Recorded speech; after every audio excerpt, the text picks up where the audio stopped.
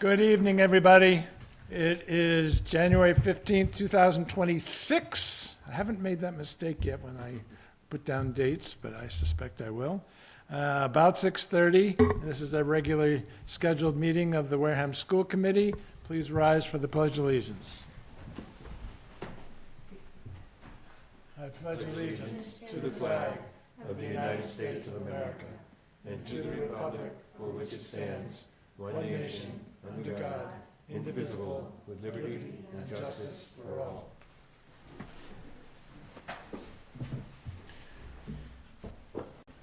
Mr. Day is recording this for WCTV, and Mrs. Wixton is recording it for the school committee. Thank you to both of them. We will begin with public participation. Is there anybody here who would like to address the committee? Seeing none, we will move on to good news. Anybody have any good news? Joyce, you always have some good news. I always try to. So I just want to say that I was joined by Jeff and Matt and Ms. Kavicki in the back over there and lots of other people from Wareham at judging at DECA a week ago today. And as always, so impressive, so impressed by all the students there. You know, get to spy some of the Wareham kids that we're not judging, but you just see them and they're all so professional and they do such a great job. So I just want to congratulate them on that day. And I know that many of them moved on to states, so that will be in March. I didn't hear that. Yeah. You already know the answer to that? Oh, yeah. They find out Friday. How did you find out? I think I read it in a Facebook post. Not being a multimedia. I'm sure it'll be in Social some media type of person. newsletter coming out of. Oh, is it? Oh, is Okay. it? Okay, Sorry, I didn't see it there. all right. All right, and also I just want to thank the middle school for this lovely basket. I love the notes, so sweet from the students. So thank you very much to everyone at the middle school for that. I noticed you got a pink hat. I did, I'm very excited in about April, that. yes. And I got to read most of the notes, and very, very sweet. The notes were the best part. I can't wait to read them. Anybody else have any good news? Joyce stole mine. Sorry. But congratulations to the DECA program. It was a great day. They always do such a great job. It was and it's always a lot of fun to be a judge. Yeah, no one will be surprised by this, but I had all sorts of questions for the wonderful students, and I wasn't allowed to ask them. So it was a very frustrating but wonderful day.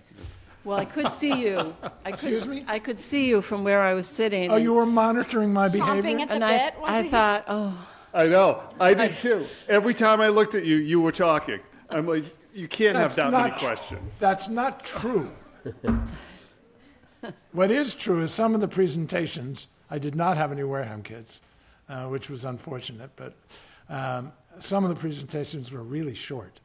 So, Yeah. and then after they have this, like a minute or two, and then I have to ask my I only had 2 questions actually. But anyway, it was a very enjoyable event, and the big boss, of course, was Lisa DeCunha. Yes. And she did a wonderful job, and to all those judges who backed out at the last moment and gave her gray hair, shame on you. You should have come, because it made her job that much more difficult, but she did a really nice job. well, I think there was sickness going around too, so let's not be so harsh.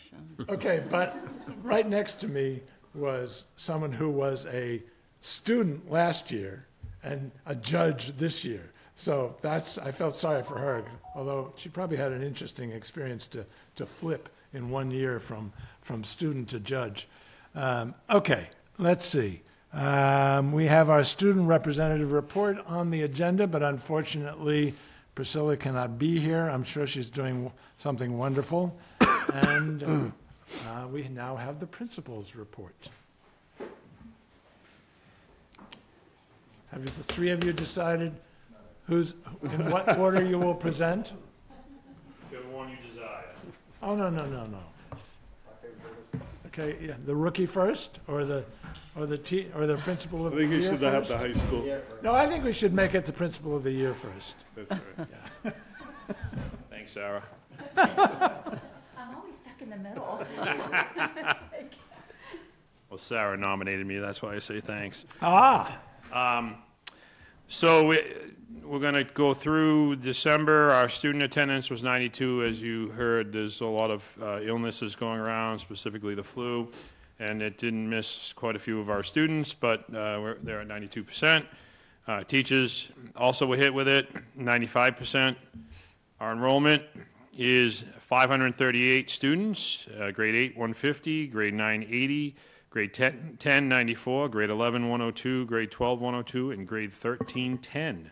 Some good news, our club participation, mid-year reports came out, and our participation overall is really high at this point in time. I attribute that to many things, but one thing we're doing differently this year is Mr. Docanto is sending out a weekly newsletter to students, parents, and staff, and he highlights all of the club activities that are going on, where the clubs are meeting, when they're meeting, what's going on with the club. So we're seeing increased participation there, and I appreciate him taking on that endeavor. Our athletics are in the middle of the season, and they're competing obviously very well. I just left the girls' game, and they were victorious over Westport. And a lot of kids got a lot of time on the second half of that game. Last week, we had our college homecoming, and that was very successful, as it always is. And we had about 8 graduates that spoke to our senior class, and it was a great conversation. It was great to see them come back and give back to the community. As everyone has mentioned, DECA districts were there last week, and we had quite a few people representing the DECA districts, and appreciate that.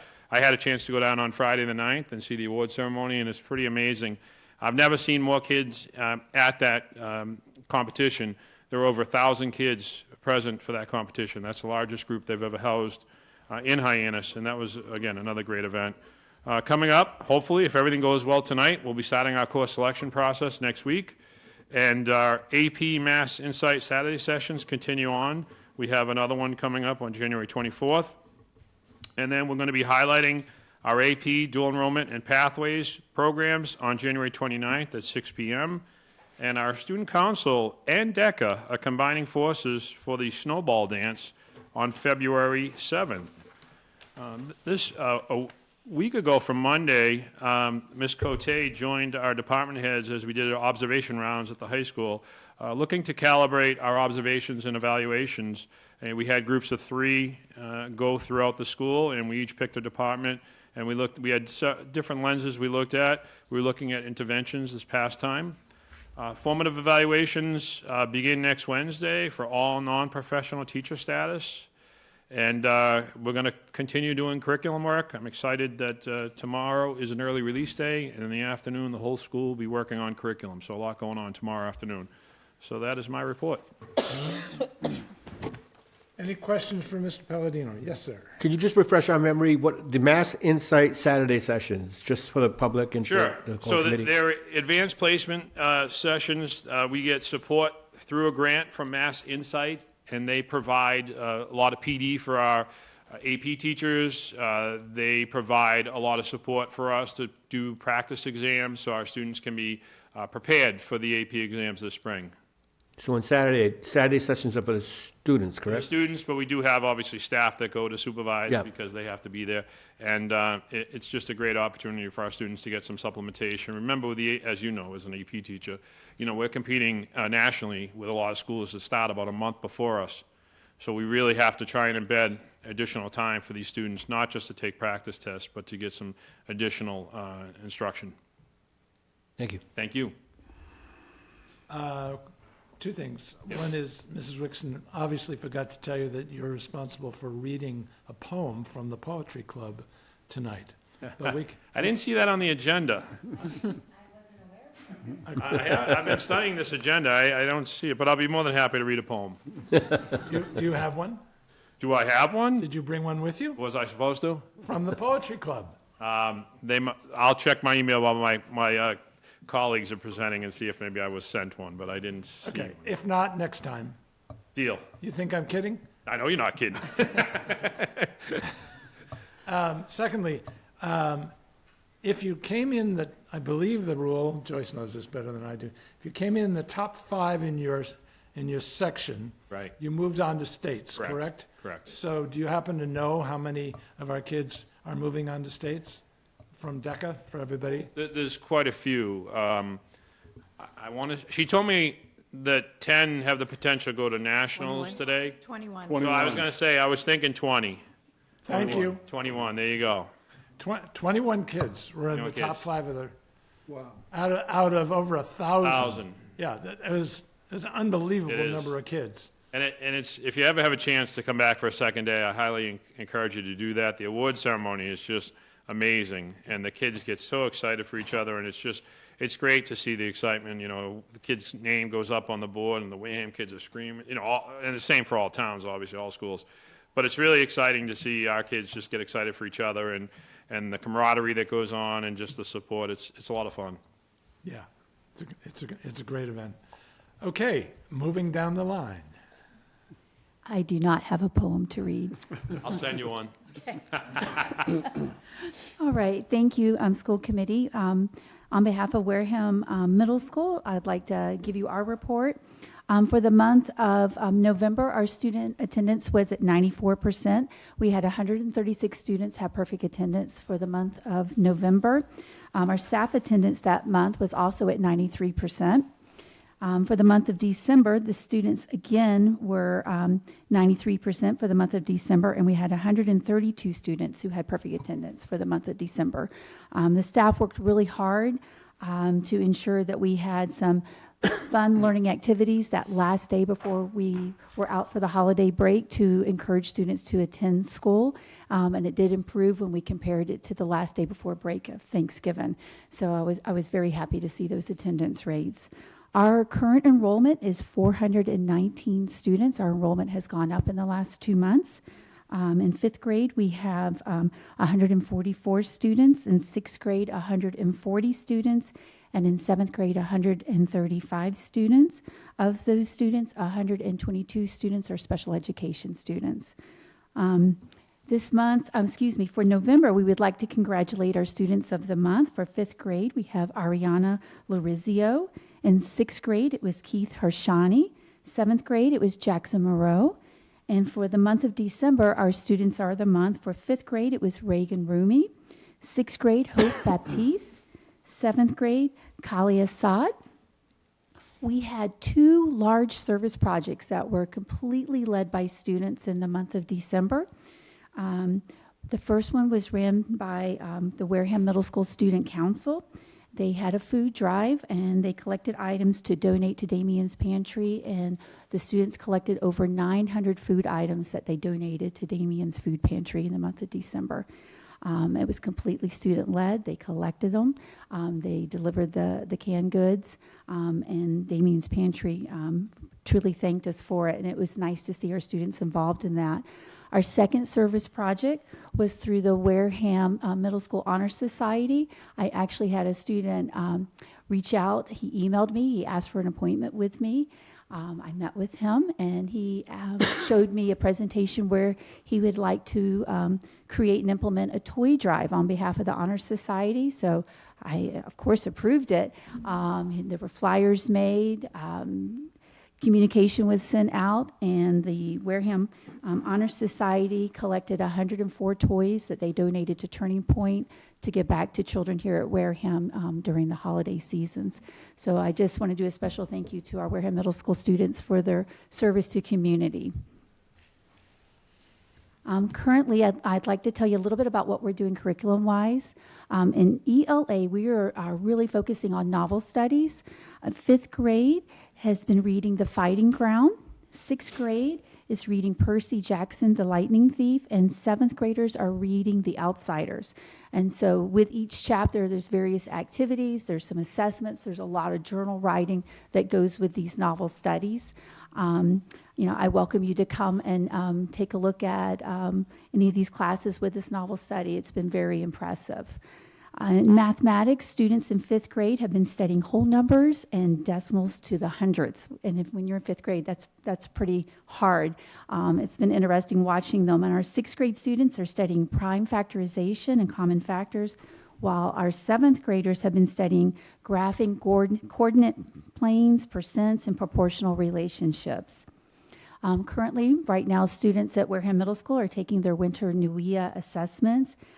Also, each grade attended a mid-year assembly this week to review learning and behavior expectations for the second half of the school year, and also to give students an opportunity to ask questions to the school administration and teachers before we began term 3.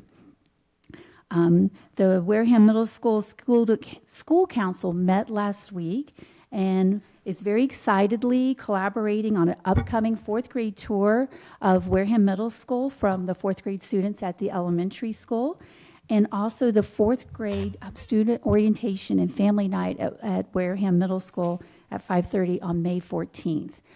So the school council is actually going to be supporting with both of those events.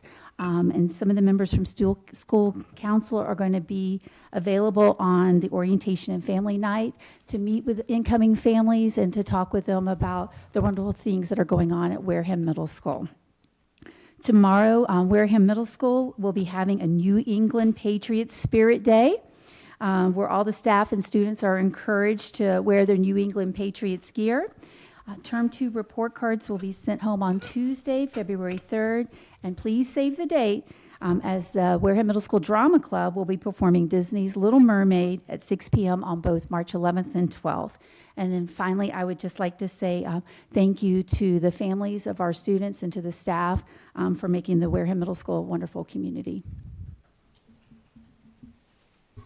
Questions? I just have more of a comment. I was looking at your newsletter that you sent out this past week, and I really liked the last slide you had, or the last page regarding this is what happens if your student is on average 10 minutes a day late, that they would miss 6 days of school, or if they were missed just 1 day every 2 weeks. Right. This is, you're missing 20 days for the school year, so it really made it concrete for parents to see the impact that what might seem like sporadic absences or tardies can really have. Right. I actually put that together. Thank you, Mr. Pajoli. I had a telephone call with a parent, and we were talking about the importance of being on time. And I was stressing just 10 minutes is 60 minutes or 50 minutes a week, and it just builds from there. And then they feel behind as they come in. And I always say to a student, when they're like, oh, I'm sorry I'm late, I'm like, I'm glad you're here. At the same time, I really want them there on time. Right. And so we really encourage that. But thank you. I appreciate that. Good reminder. No questions. Yes. Just Roger. another comment. It was about, you did have a poem, but you put it up. Well, it's not one I wrote, but yes. Yeah, and thank you all very much. I know it's National School Committee Recognition Month, and so thank you for everything you do. Thank you. So, a couple of questions. The questions that you get from students between terms, what kind of questions are they? Sometimes it's about technology. We talk about the importance of using your Chromebook appropriately, and so it's kind of interesting. They'll ask questions about, like, if a document's a shared document, can I see it? And I always say, yes, I can. They really are trying to negotiate with me to wear pajama bottoms or pajamas to school, and I told them, no pajamas are allowed in middle school. And I always say, we're here to learn, and that type of conversation happens. So it's always fun because they're always trying to work a deal with me. Pajama bottoms. Yeah, they would like to wear, if they made like AB honor roll, could they wear pajamas for a day? And it's a non-negotiable at the middle school, no pajamas. I actually just had a client who was a student at the middle school that said that there was an assembly about pajama bottoms. So I was like, that sounds like interesting, but they couldn't find the word assembly. But it was funny because I was like, oh, okay. And they were like, made it seem like it was a very big conversation. So it's funny that you It brought that was, up. especially with our fifth graders. They're quite good negotiators. They were trying. And then other questions are, like, we're empowering them to look at Power School and to take ownership for their grades, to really to dig in and look and see what assignments they have, what was the grade, is an assignment missing, and the importance of communicating with their teacher, because it's important that we teach them that communication, how to have the skills to be able to reach out and speak with a teacher, and advocate for themselves to maybe turn in an assignment late, or, can they have an extended time if they're missing something. So it's important for them to have ownership in their own learning, and so we talk about that too. Being late, I assume the buses are not causing kids to be late. No, they are not. Okay. Our transportation, our students arrive on time. Okay. Yep. So what's the biggest cause of lateness? Sounds like it's probably parents? I couldn't tell you, I couldn't speak for that, other than, if they're not riding the bus, it is the family's responsibility to have the student there on time. Yeah, exactly. So, and I have not talked about this with anybody, including the superintendent, but with parental approval, obviously, what do you think the impact would be if we offered flu shots through our nurse? That's an interesting question. In my previous state, in the state of Florida, flu shots were offered within public school. They were. They were. It wasn't done as a shot. It was done through like an inhaling vaccination. Oh, really? Yeah, you could opt out, but otherwise it was provided within the schools. So I'm not going to hold you to this, but your offhand reaction is maybe a good idea? Well, I'm for vaccinations myself personally. How do the other two of you feel about offering it with parental approval? I think it's parents' responsibility if they decide to do it. There's so many places that have it available. You could go to CVS and get it done pretty quickly. I think we do a lot of social services, and I'm not sure that's another one we want to add on to our plate.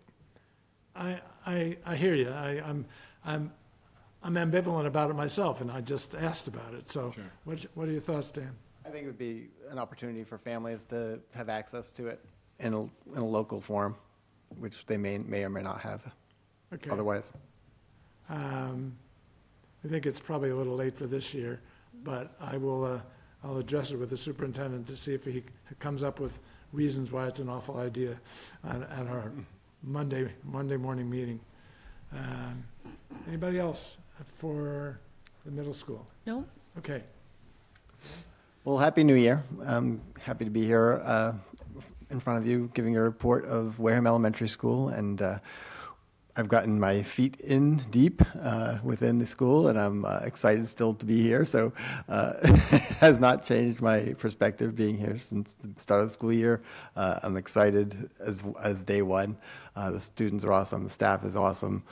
Families are incredible as well. So I'm really happy to be here working with this within this learning community. Our enrollment is at 432. Pre-K, we have 80 students. Kindergarten, we have 180. Grade 1, 177. Grade 2, 168. Grade 3, 153. Grade 4, 179. The student attendance I'm is... sorry, you said 432. Did you mean 932? Oh, sorry, yes, 932, sorry. Okay. 932, right, yes. The student attendance was 92.4%. Staff attendance was 94%. There was some ailments that are going around, for sure. We heard a lot about it during pre and post vacation week. There was a lot of illnesses, both in school and being reported to us. So we were very aware of that and mindful of that with our students. PBIS incentive for our buses, we've initiated it fully with all of our buses. Our students, we consider them the Viking buses. We came up with some Viking rules for the buses. Students earn Viking dollars as they come off the bus if they had a good ride in, and that goes towards earning a prize, going into a raffle for a prize. They also earn, once they get to 10 ducks, they're actually working on getting a duck for their bus. So if their bus gets through a whole week without any write-ups, they're bus earns a duck, an actual rubber duck that we put in a case within the building. And the buses that earn 10 ducks will have a party at the end. So they're working that way. And we actually had our first week without any write-ups this past month. So that was a step in the right direction.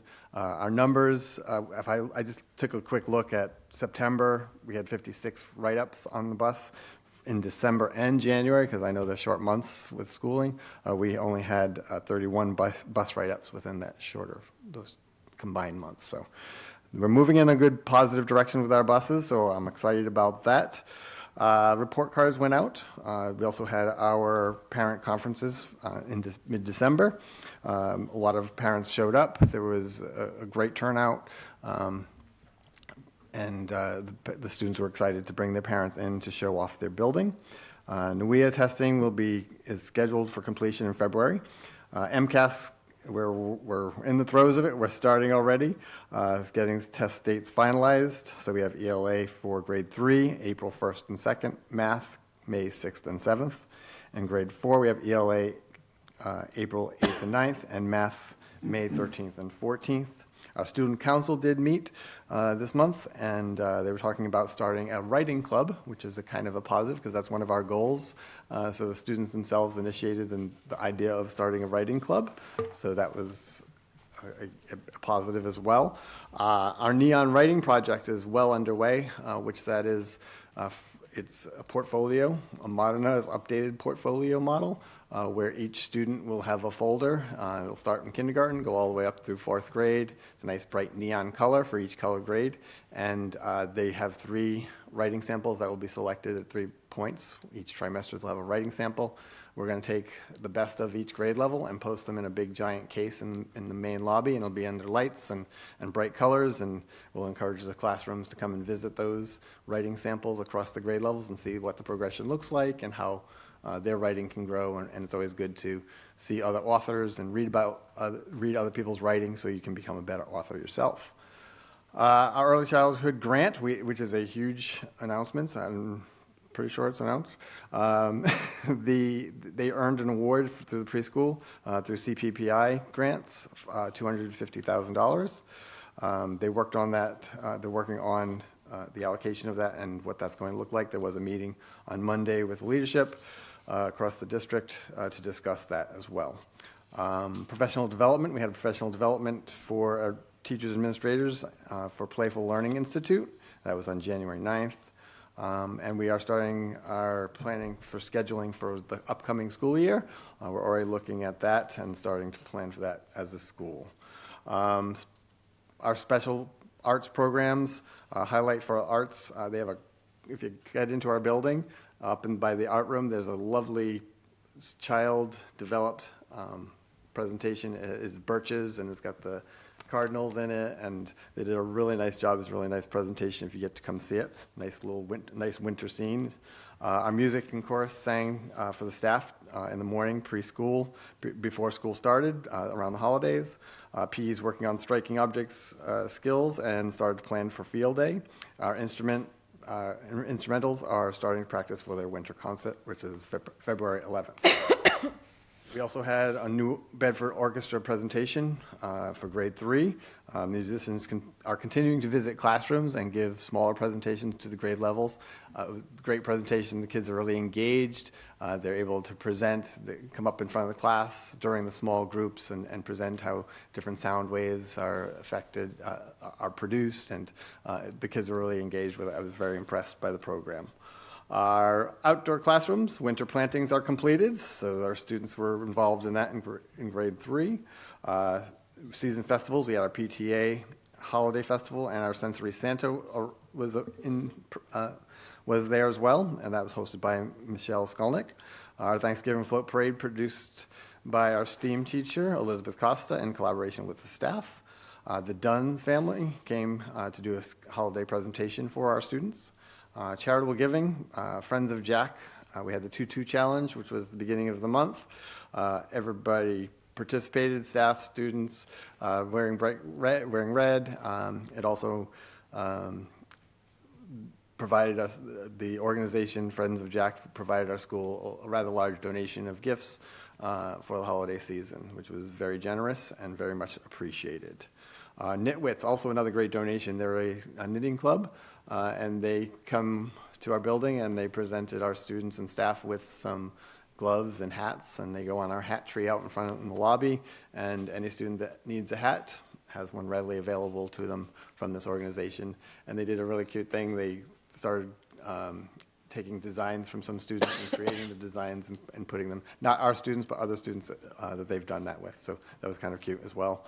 The cereal box dominoes, our students and families donated boxes to create a giant domino path up in our innovation space. And those cereals were donated to a local food pantry. Upcoming events, tomorrow we are encouraging as well the Patriot Square, so I did send out a notice for that today.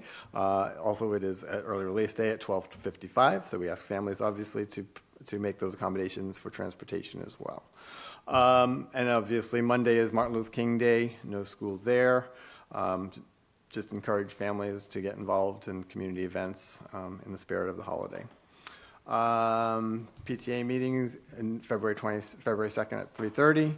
Our next school council meeting is February 4th at 3:45. Our band and chorus concert, as I mentioned earlier, is February 11th at 6 o'clock.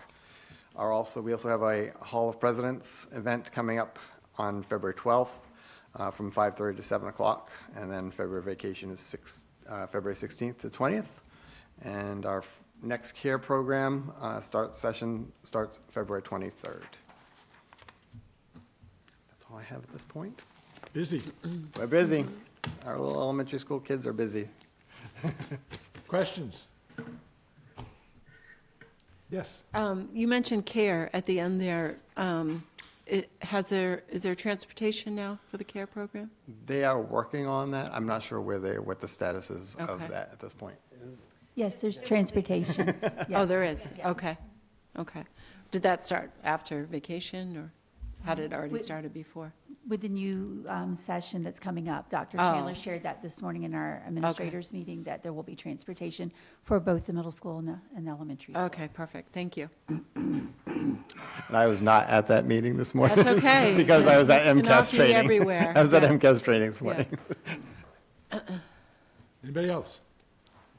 So I've been reading recently, and Mississippi shows up constantly as the paragon of the good things that are happening in education, which is counterintuitive because for years they were at the bottom.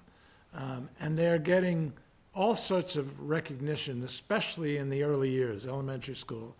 And they've got certain tactics, which I won't go over now. But one of the things these articles always point out is, yes, Massachusetts is the top. But if you filter based on demographics, socioeconomic factors, we're nowhere near the top. And Mississippi is now, climbing into the top 10. I would love to hear your thoughts, not tonight, about what you think Mississippi is doing right in the elementary world and what might be applicable to Massachusetts and, of course, to Wareham, because they are clearly doing something right. And the key is it has nothing to do with money. It's literally they are spending far less and getting better results for low-income children, and that's the key. So when you get a chance, if you get a chance, I would appreciate your thoughts about that, what's going on in Mississippi. Sure. Okay. We all set with these fine thank you. people? Okay, thank you very much. Thank you. Thank you very much. Have a good night. Thank you.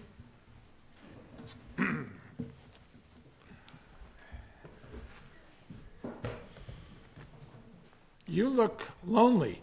Well, Emily's going to be joining me soon. Ah, there she is. I want to thank Emily for being here tonight and confirming that she was going to be here tonight via email. Thank you for being here, Emily. Emily is probably one of the busiest kids in the high school, if not the busiest. And Doesn't play tennis, though, does she? she's softball. You're not going to get her out of softball, so don't even try. She's been playing softball since I think she was 4. So She's not perfect, but that's okay. well, she's pretty close.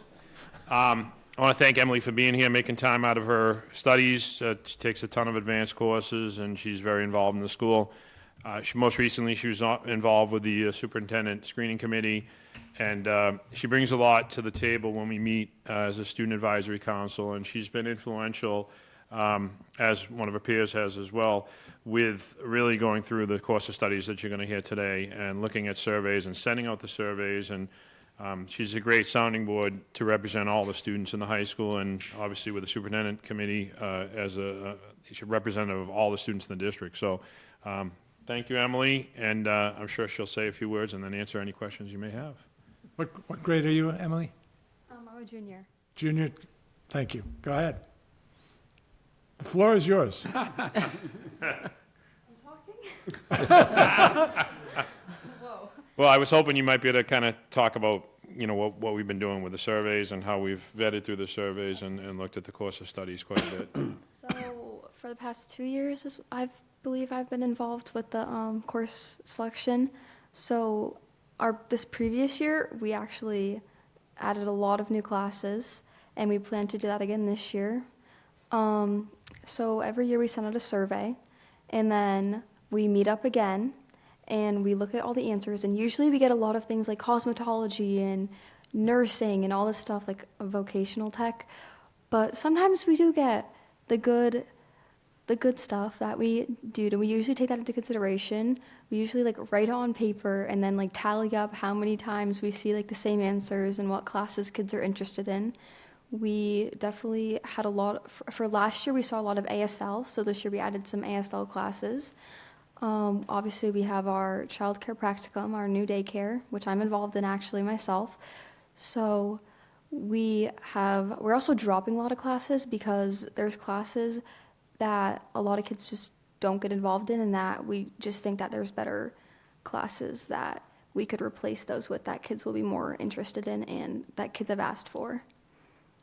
Thank you. Do you guys have any questions? Well, one thing that they uncovered pretty quickly was they said a lot of these classes that the kids put on the survey we offer, and they said, why are they putting these on there? and one of the things that we surmised was we've got to continue to make sure that we're getting the word out on these classes that we're offering. So one of the things which Emily doesn't know is we always meet with guidance after this meeting. We have hopefully, fingers crossed, everything goes well in a few minutes. We have a meeting scheduled them on Tuesday at our department head meeting. And one of the things we really want to try and do, we have the potential to offer so many courses. I think it's over 100 pages, the course of studies, as you've seen. It's pretty detailed, and there's a wide range of courses that we offer.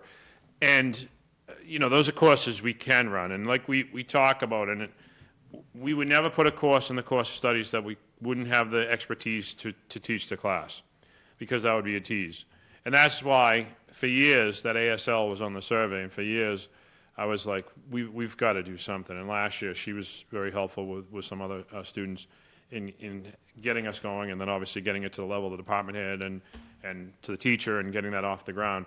But we're really going to try and make sure, especially for the underclassmen, because the surveys from the underclassmen, they, and I guess it's normal. They kind of aren't as entrenched in the process as, say, Emily as a junior or a senior would be. So we're really trying to spend a lot of time, and that's going to be the message, because our guidance counselors are kind of the mouthpiece for this in the classroom, and they do a great job. And we really want to try and push all the classes so all the students know what each class entails. And it's also important because we don't want a kid going into a class that they thought it was this and it's something totally different, and now during drop ed they're moving classes and missing a couple days in the class they're transferring in, and obviously going to guidance, and all of a sudden there's a bunch of kids that need to get to guidance at the beginning of the year. And so we're going to continue to try and get the word out on those classes and really publicize what we're doing. But that was a big takeaway when we were really looking at the surveys, and they were breaking it down. And there was a lot of tabulation. That is true. But beyond that, too, and Emily's very modest, they're really advocates for the school. And if they see something that they see that we need to attend to, you know, in this committee, there's multiple sets of eyes, and so they're in the trenches and they're seeing things. Sometimes when you've been in a building for a long time, you've got your blinders on, and they're just really great at seeing things that kids see and bringing it back to us, or hearing from their peers about things that, you know, need to be addressed. So it's great. We try and meet twice a month. Sometimes they're very busy and they have things like DECA going on, but I would say at the very least, we meet at least once a month. And I know she's hoping you have some questions. Not to worry. I But I will defer to my colleagues. Yes. So aside from working on the course selection, what do you find that the Student Advisory Council focuses on? Like, what's the biggest thing that kids are talking about or wanting for the school aside from the course selection? So it's kind of hard sometimes because a lot of times it's just me in the room. Do we have a freshman and sophomore? we have a sophomore. We don't have a freshman. Okay. We have a sophomore, junior, and senior. Okay, so we're all very busy people, so sometimes we can't all make it. So a lot of times it's just like one-on-one, and it's like we don't get the inputs from everybody, which is tricky. But for instance, last year, everyone was talking about how we wanted a water bubbler upstairs because we had 2 downstairs, one in the cafeteria and then one by the main door. And kids would always go and fill up their waters and wander through the hallways, and it would take forever. So we heard about that, we talked about it, and we ended up putting a water bubbler upstairs, and I think it's been pretty efficient, personally. But yeah, so there's just like little things like that, and we just kind of talk about what's going on throughout the school and what we've been hearing, what needs change, and just a little bit of everything. It just depends on what's going on in the school and, you know, just everything. Thank you. You're welcome. So I don't have any questions for you, Emily, but I just wanted to say that Kevin and I had the pleasure of serving with you on the Superintendent Search Committee, and it was, you know, we really enjoyed having you on that committee. You're definitely an outspoken advocate for the high school, and that's very much appreciated. So thank you. Thank you. You stole my thunder. I was going to say, you're definitely a strong advocate, but you're also really an impressive representative of Wareham High School. And our consultant said the same thing afterwards, said you guys were really lucky to have Emily on board as that strong student voice. And you gave a lot of insights that the older members of the committee appreciated. So thank you. Thank you. Roger, you good? Yeah, just thank you Thank you. for what you're doing. So we have been concerned about maximizing the number of kids in the high school for a long time. We have the attrition from middle school to high school is the greatest. Now, we understand the reasons for them. UCT is one of the biggest reasons. And we don't want to try and be the equivalent of UCT, even though we have some things that are really, Chapter 74 like. Correct. Vocational. Vocational. But when you think about, and some of the reasons people choose not to go, are what I'll call the educational environment. You're nodding your head, which means that phrase means something to you. How would you describe the educational environment in the high school? Personally, I'm in a lot of advanced courses, so from my experience with all my classes, I've had a great educational experience. And a lot of times it's not like the teachers, it's the students, and I feel like a lot of them just don't have the motivation to learn, and they don't want to learn, and they don't try to learn. So I think that plays a big role in how the education plays out. It's the teachers are doing their best to do what they can, and a lot of times it's just the students aren't trying to learn. I appreciate your candor, and I hope you continue to be candid as I continue to ask you questions. Okay. And I thank you for it deeply. When you run across a student who doesn't seem to care about learning, do you think it's because they're frustrated with their inability to learn, or do they literally not care about learning even if they have the capacity to learn? Does that distinction make sense? Okay. I think it really just depends on the person. I feel like a lot of kids in Wareham have a lot going on outside of school also, and I think that plays a big role in it, is their environment at home. might be rough, and then they come to school and they just like don't have the motivation or the mindset to try to learn. So I don't always think that they think that they have the innate capability to learn. I think it's more of just they have a lot more going on mentally and physically outside of school that is not really addressed. Yeah, that all makes sense. If you could wave a magic wand to make the school that much more attractive for those kids who don't seem to want to learn, do you think we could do anything within the school? You've already said the teachers are doing their best. Is there anything that you could think we could change about the school that would motivate these kids to want to learn more? I think that's really difficult with high schoolers. It's definitely easier in the, in the middle school and elementary, as we were talking about, with the rubber ducks and all that, which is very fun. But I just don't know how that would work with high schoolers. And I definitely feel like in high school, it's a really mixed crowd. There's so many different types of kids, and I feel like it's hard to find one thing that's going to motivate every single one of them to want to learn. And I know it's a tough question. yeah. But you have a perspective that I don't have, and that's why I'm asking you. No, not really. I personally think that we offer a lot at Wareham, and I just don't know how much we talk about it. We have an amazing, like our course selection. We have so many classes to offer, and I just don't think that a lot of kids take advantage of all of that. So I definitely, and it's also hard in high schools. A lot of kids don't know what they want to do when they're, older in college. So it's hard to pick classes out that they know that they want to work in. But I also think that's very helpful to classes because they get a mix of a little bit of everything, and then that kind of leads them to where they want to go. All right, so my final subject for you is class size. When you think of the classes that you take, what's the largest number of kids that are in the class, in one of your classes, and what's the smallest number that's in one of your classes? All right, so I think that my biggest class right now might be my sports and entertainment marketing class. Sports and entertainment marketing? Yes, Okay. so it's one of my elective classes. It's actually what I compete in DECA. It's I my was going to say, it sounds like a DECA class. it's my topic, but I want to say maybe there's 16 to 18 kids in there. It's a pretty decent sized class. And my smallest class, all my classes are pretty small, so it's going to be a little tricky. I feel like, technically it's my childcare practicum because we only have 3 kids, but that's the max number.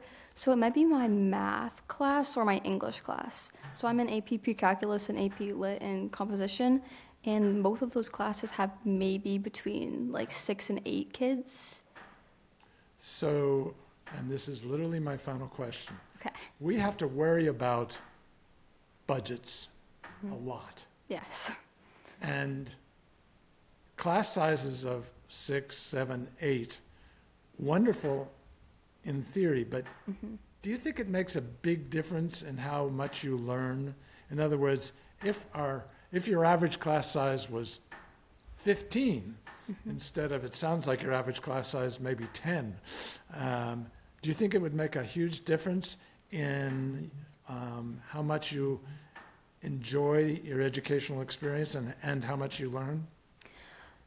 I do think so, because last year in my AP Lang class, we had every seat was full. They had one AP Lang class, and it was not my best class because it was just hard to get a lot of one-on-one time with the teacher when you were having an issue or struggling with something.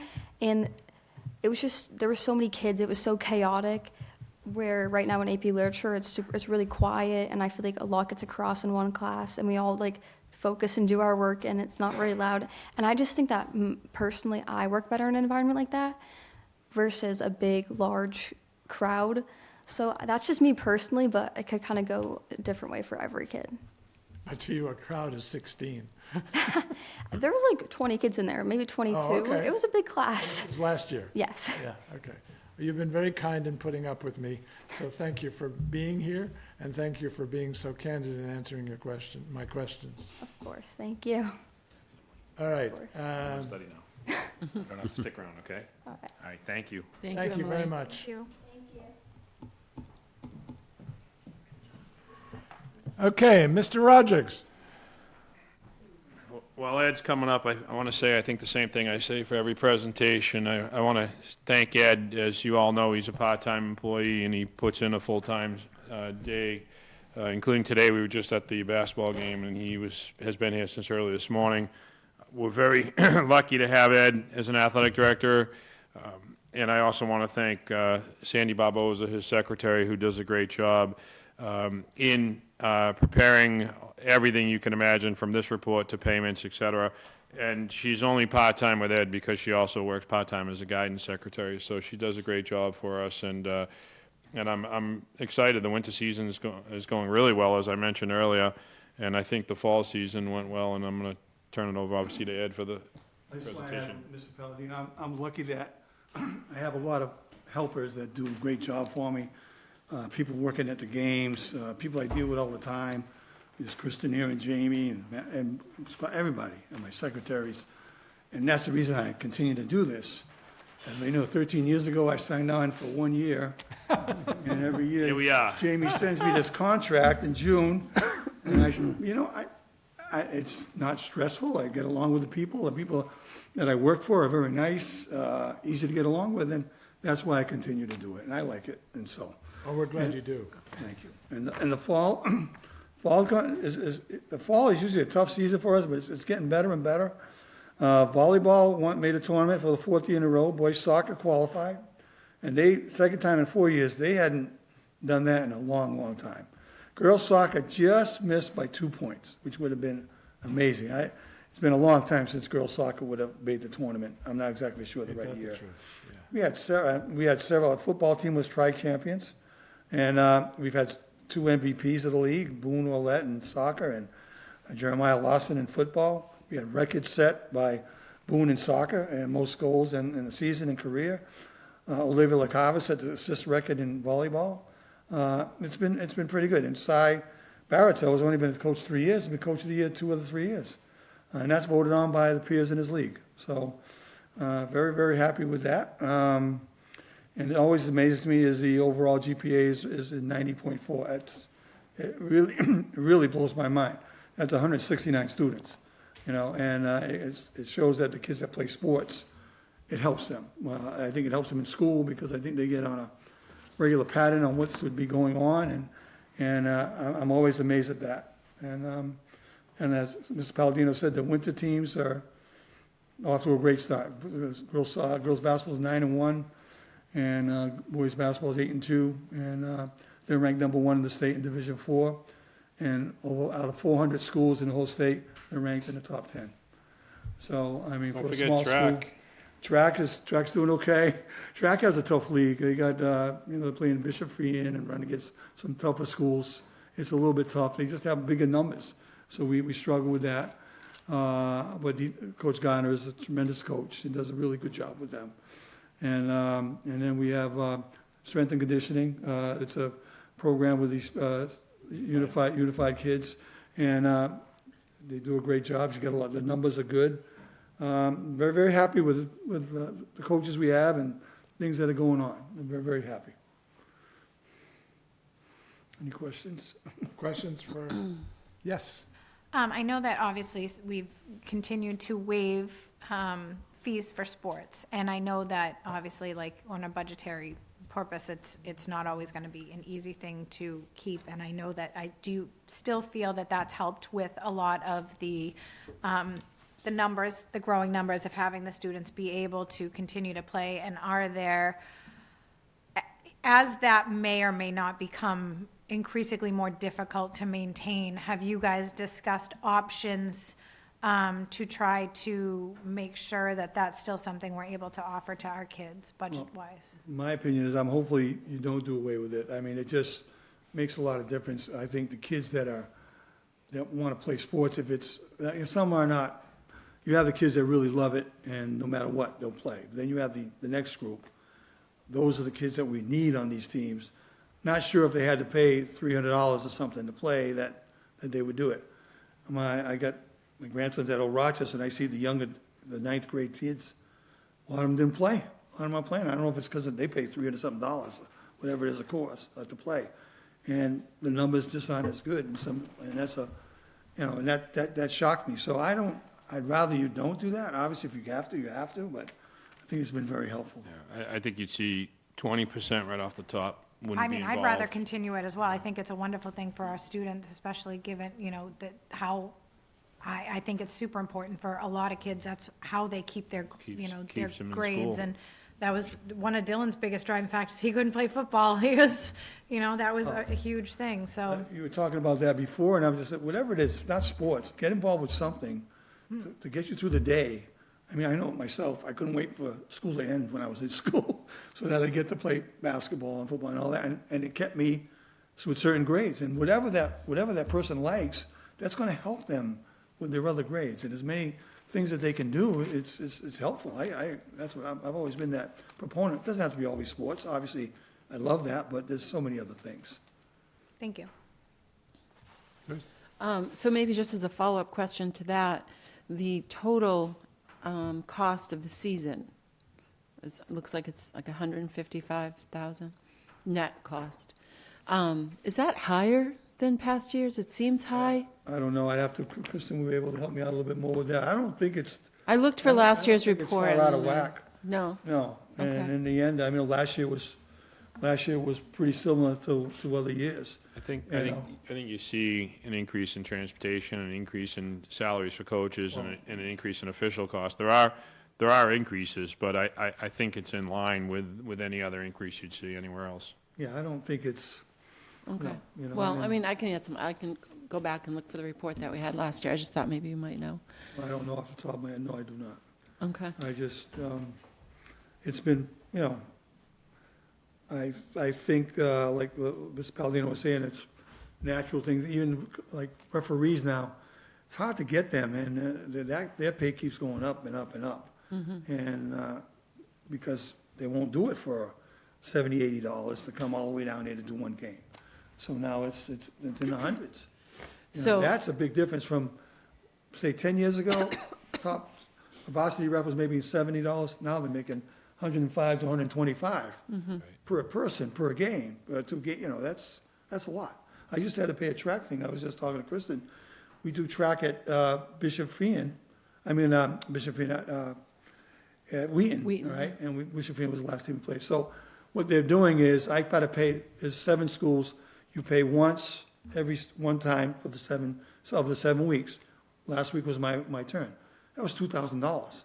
You know what I mean? That's a lot of money, and that's what they get. So, I mean, it's like, it is what it is. There's not much there's nothing getting around that. No, I'm not saying that you can control it. So, Scott, maybe you know the answer to this question. Do these numbers fall in line with what we've budgeted for athletics? Yes. We for the spring, we rely a lot on the revolving account from gate receipts to help push us through. We're never budgeted appropriately, unfortunately, because we just can't. But, it always is tight. Kristen does a great job Yes, of she does. forecasting and telling Ed, this is what you have for the spring, and then Ed's crunching the numbers, going, all right, are we going to make it? As Ed said, Kristen's been great to guide us and make sure we're in the right place, but it's very tight. And, when you look at budgets for other schools for athletics, they're a lot higher than this for comparable schools. We have it down, like, sometimes to the dime with Kristen's help, because Yes, and it's tight. we're on this arbiter pay now for a lot of the Right. officials, which is fantastic. Matter of fact, the person that just did the games tonight, they're paid already. So you don't pay the officials directly, they get paid? They get paid They get through paid this through this account that we've arbiter set system. up with Yeah. Kristen, Yeah. Yeah, and it's been fantastic. 95% of the schools use it. Yeah, And it's great because you've got transparency and you've got a way to document where the money's going and you can track it. Right. It's a really nice system, and they also do our scheduling as well, so it's been really great. Because otherwise it takes, like, Kristen does a great job, Sandy does, then it goes to the next level through the town, and so somebody might do a game on September 15th, they might not get his $75 check until December. It's, So it's Oh, so right. much, And then so those much better. people won't come back That's and right. ref No. because Right. they have to wait, and people in the arbiter are getting paid, like Ed said, within 24 hours, they get paid. Right, no, that's so much better. And I just want to say, I agree with you, it's so nice to see some of these teams getting better every season, teams that didn't do well. But I just got to shout out my friends on the unified basketball team, Yeah. because their numbers this They were- year went so high that they had to have 2 teams, right? Right, So, yeah. good for Unified them. basketball They had 2 had teams, and now you have to get more uniforms now. And, All good problems so- to have. Yeah. Yeah. And they went 7-1. See, I didn't put down, they have a tournament at the end of the year at Durfee. Yes, I was there. They actually won it. They went, I don't know what the record was in the tournament, Mm-hmm. but it's not, like in track, it's a state championship, so to speak. Right, right. They don't do that in basketball. But we had 2 teams, and we have the top unified player in the area, we think. Elton? The basketball, yeah. Elton's no joke. And so, it's been fun. Matter of fact, they had a fun game with the girls JVs the Yes, other day. yeah, yep. Yeah, unified sports has been, every year has increased. Mm-hmm. And the people that are running it are doing a great job, And so it's been fun. It's been Yeah. good, Well, I appreciate that. I'm a big fan of unified sports, yeah. so. I have a question. So we talked about the high school becoming a unified champion school. We are a unified champions. Was there a ceremony? No, do but they- they sent us 2 posters. Okay. I didn't know if Oh, they did? missed They it, did. if there was We'll have a, to I put it up talked to in a- Megan about them. yeah. She's got them in my office. I just Okay. put up the 95 Super Bowl champion state one. Well, I was looking at the blue ones, these old ones, right? And I'm like, the yellow ones are our state champions. So Super Bowl went 11-0 in 1995, that's a state champion. Players and coaches appreciate it. Yeah, so I put it up there, and I could see a few of them, they're all excited now. I'm like, Yeah, I we're a bet. State champion, that's quite a thing. It It's not- is. It's not easy to do. It So, is. Okay. We have one right here, Kevin, and we just came close to it. That was close, but, that was fun, Yeah, it was. You had mentioned uniforms, Ed. How are we in terms of uniforms? Is there a rotation, or Yeah. are we in decent shape right Yeah, now? yeah, we are. Okay. Ed's got it like every 4 or Yeah. 5 years, he rotates it, and he tries to make sure no one's in uniforms that are over 5 And I told the years. coaches, make sure if you see, just let me know, right, and so, and we'll deal with it. It's not been a problem at all. That hasn't been a problem. Good. Like you said, unified, I didn't expect that. Right. With the numbers, and it was like, so, we will make sure from now on that we'll have this. Roger, you good?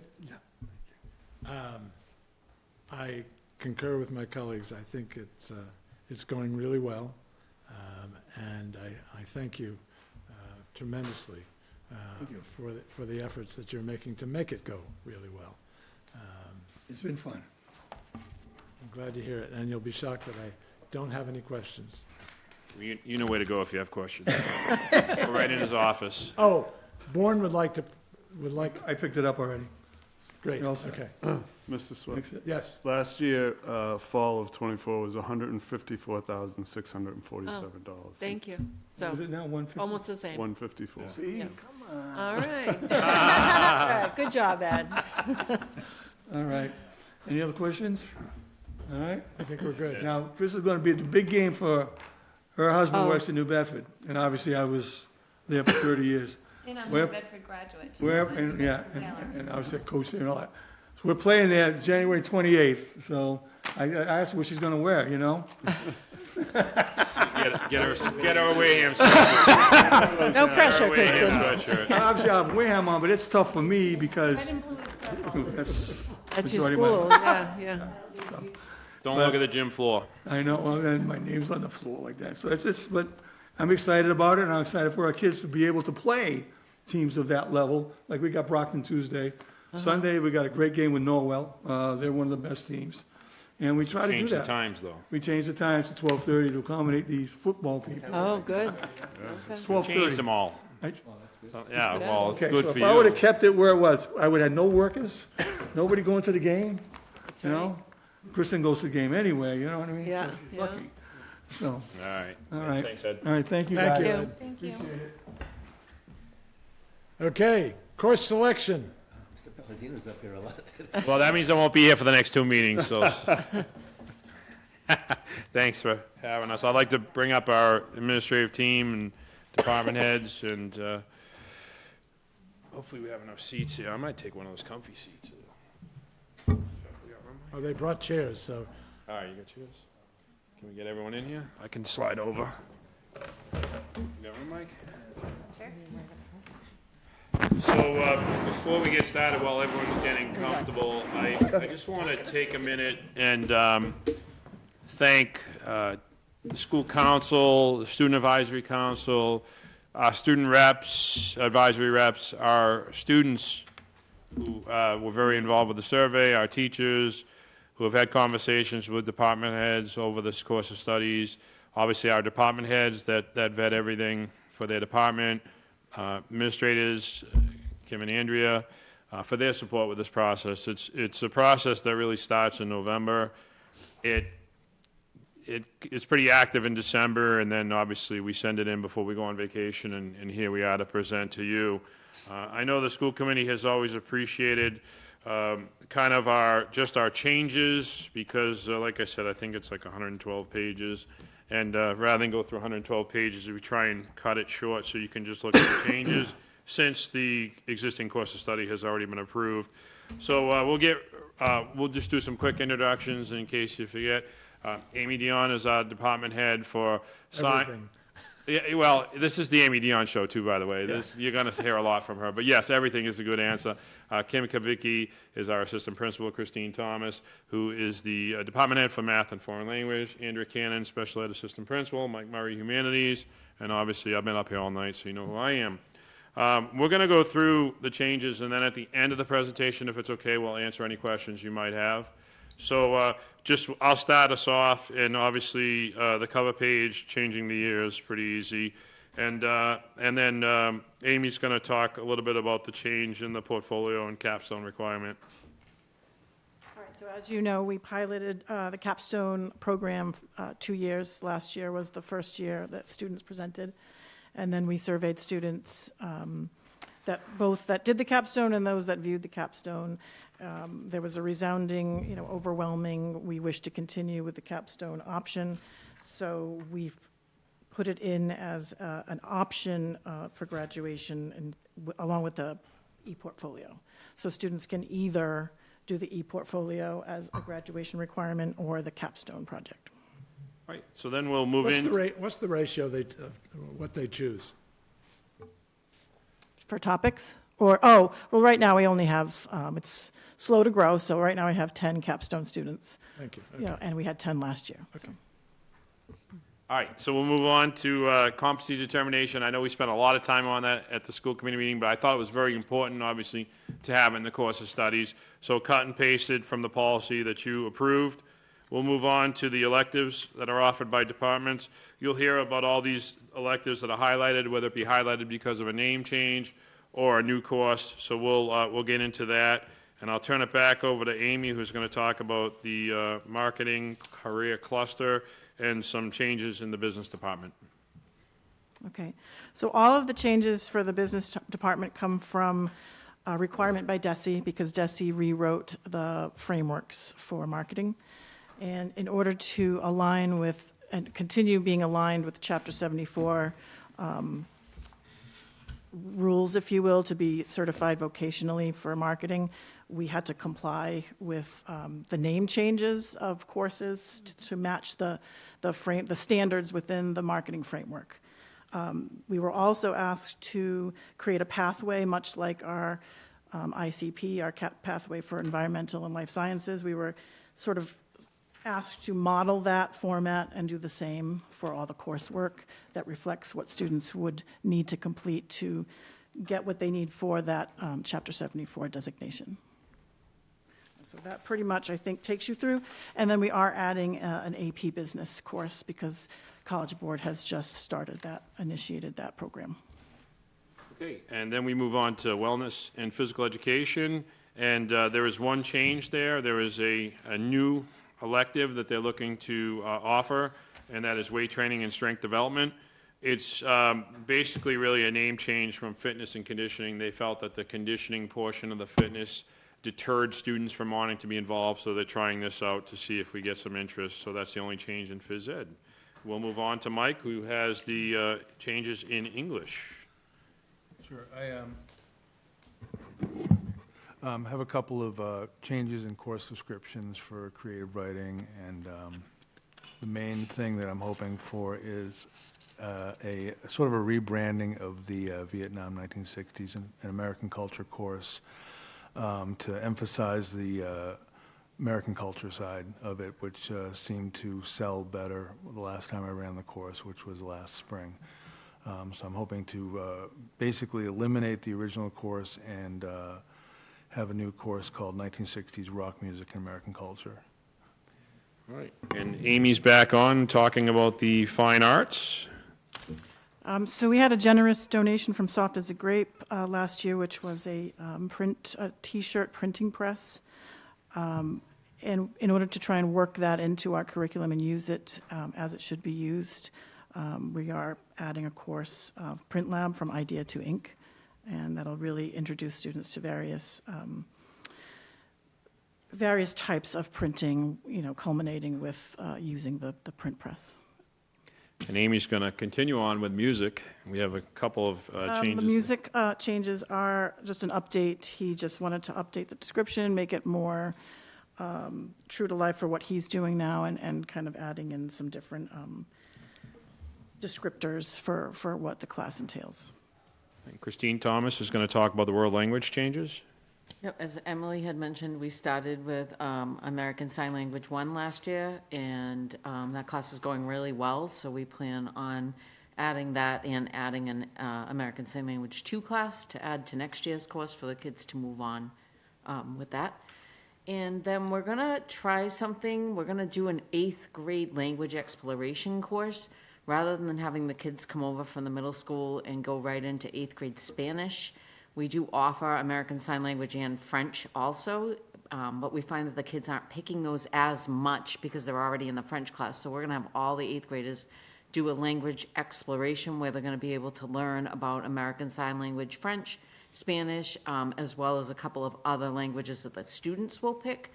And that will hopefully drive our numbers to be more equal in all of the language classes moving forward. Just to be clear, one teacher is doing all three? No, it'll be, so that's the other good thing is. If they could do all three, that would be unbelievable. It's the other good thing is that our French teacher is going to be able to teach this class too, so we're really hoping that once the kids meet her, are in her classroom, they're really gonna like that environment and maybe go ahead to be moved to pick French as their language. So what's happening is, over the years, Spanish is the predominant class that our students take.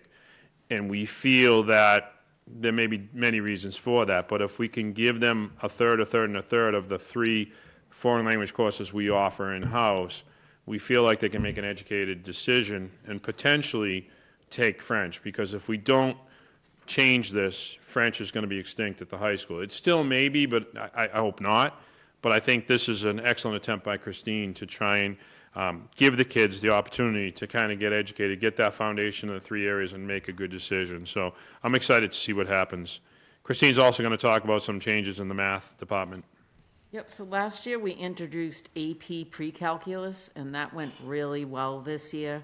And we found after sending the teacher to the training that really any student that can take pre-calculus can take and be successful in the AP course. So we've decided to drop the honors level for next year and have all of the kids that enrolled in pre-calculus will be enrolled in the AP section. And then we added a course, Stats and Probability CP, for our seniors, just another high-level math class that they'll be able to choose from what they have now before they, just another avenue for them, another class for them to take. And we're going to go back to Amy one last time for science, engineering, and technology for a couple of changes there. Our chem teacher would like to add 2 semesterized chemistry classes. They are optional, they're electives, but they do coincide with AP Chem in providing students with the opportunity for more time in the lab, which is suggested by the College Board to meet the minutes that they need to actually get a college-level course. But we are leaving it optional for the students to select between the 2 different ones. And then AP Physics has a change in description only because it needs to align with a new description put out by the College Board. And then we are just doing an update to the makerspace exploration to make it for grade 8 only. and just update the space where it's held. All right, we're very blessed to have an unbelievable librarian, Zachary Barreo, and he handles all of our online courses, but he's supported tremendously by Ms. Kavicki, and she's going to talk about some of the changes to our online courses that we offer. So you heard quite a bit about student surveys. In addition to the overall student surveys, we actually have another layer just for the online learning. So Zachary takes time to survey the students currently in online learning and looks at the enrollment of our online learning courses over the previous years. Through all of that data and analysis, the decision was to remove several courses. So you see banking, service careers, power, structural technical systems, sustainable service management, engineering and product development, and intro to coding. And also mathematical models with applications, to remove those based on all of those decisions.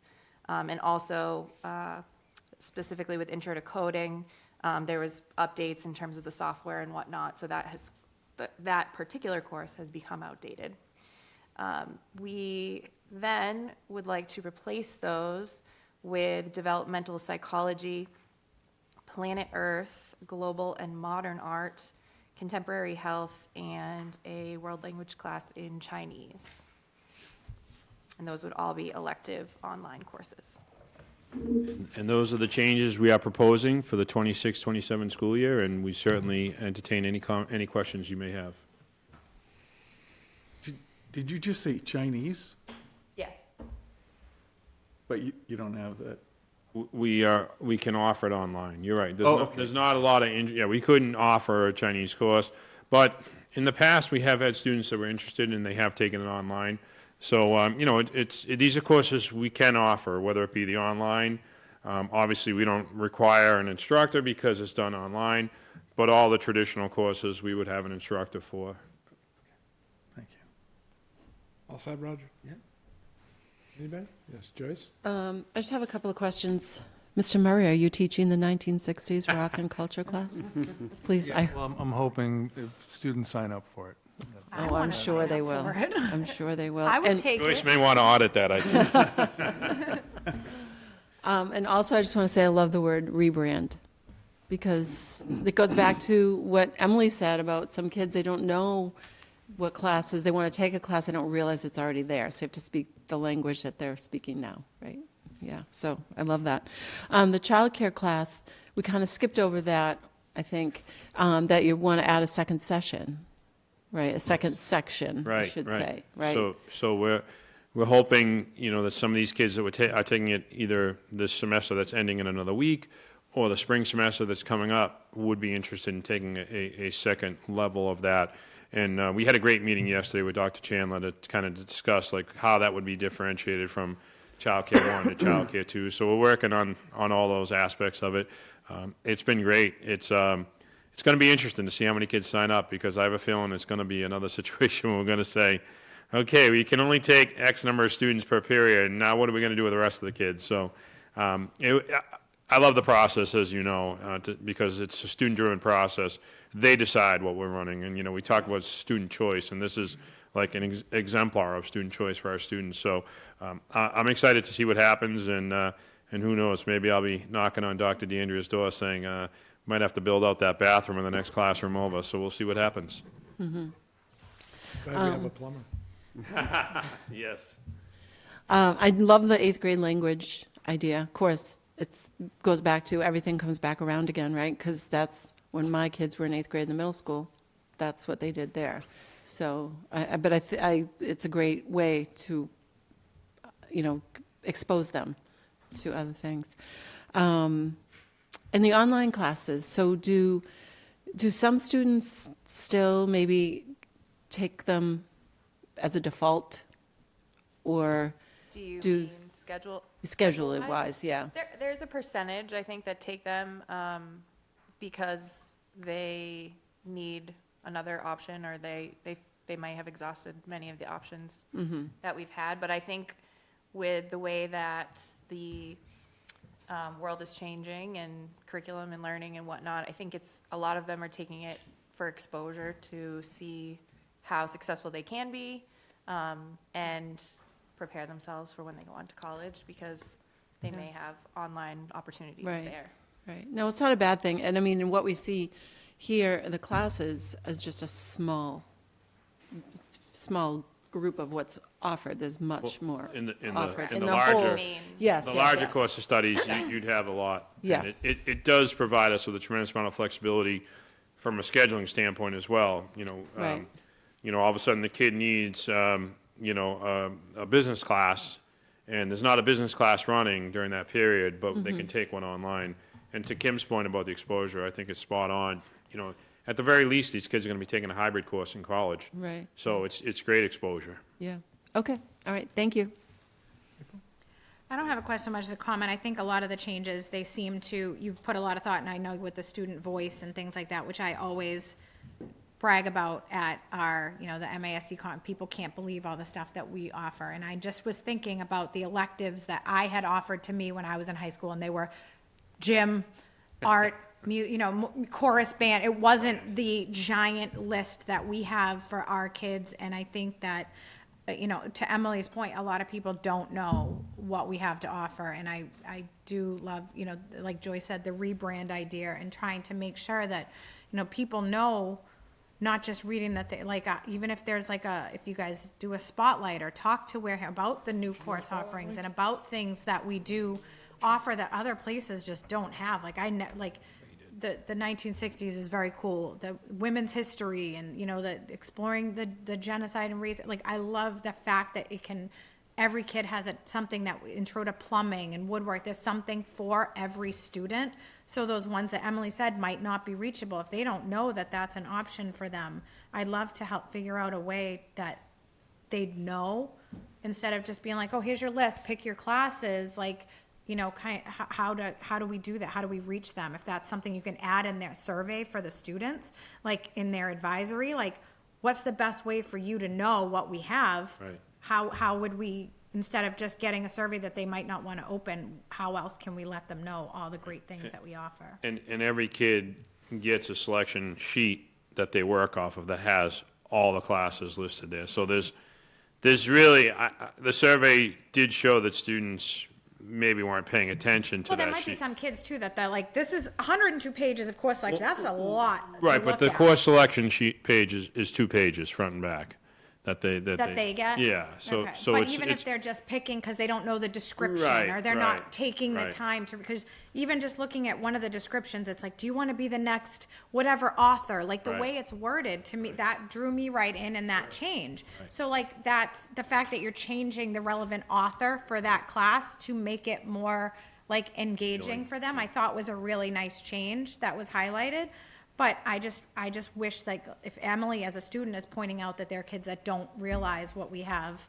Well, we I'd surmised love to that have by that. by Yeah. dissecting the summaries, because, the surveys, because there was a lot of kickback to classes that we were offering, that they wanted us to offer. So that's why we have a big meeting on Tuesday to go over, how do we even promote this even better than we're already promoting it? Because, it might just be that one course that gets the kid excited, engages them, and now they're off and running, they're flourishing in the school, and they're doing really well. So sometimes it just takes that one class. We see it all the time, whether it be with DEC or with art or music or JROTC. It's that one course that really clicks with them, and that's what really drives them. And sometimes it drives them post-high school as well, as we saw with Yep. Dylan with the art classes, right? Right. So, and I think it's great that we offer what we do, and the way that it's worded and the changes, I think will be positive. Thank So, you. Thank you for all the time you guys put into that, so. One other, Sure, go ahead.